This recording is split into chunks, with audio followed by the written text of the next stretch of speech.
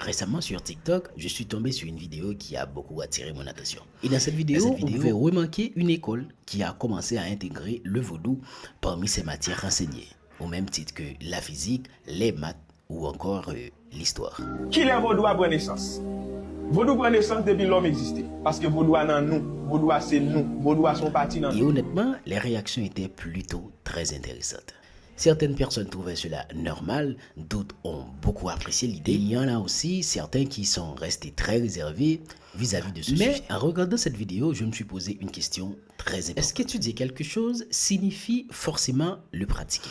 Parce qu'aujourd'hui, dans plusieurs endroits du monde, on étudie des religions, des civilisations, des traditions, sans forcément y appartenir. Et c'est là que ce sujet devient très intéressant. Parce qu'en Haïti, que l'on soit chrétien, protestant, catholique ou même musulman, il y a une réalité qu'on ne peut difficilement nier. Le vaudou fait partie de l'histoire et de l'héritage.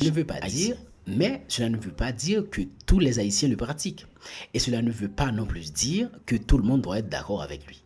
Mais parler d'héritage, ce n'est pas seulement parler de ce que l'on pratique, mais c'est aussi parler de ce qui a marqué l'histoire d'un peuple.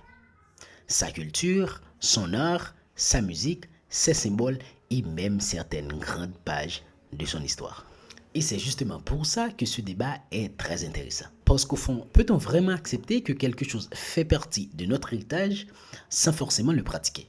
Je serais vraiment curieux de connaître votre point de vue là-dessus.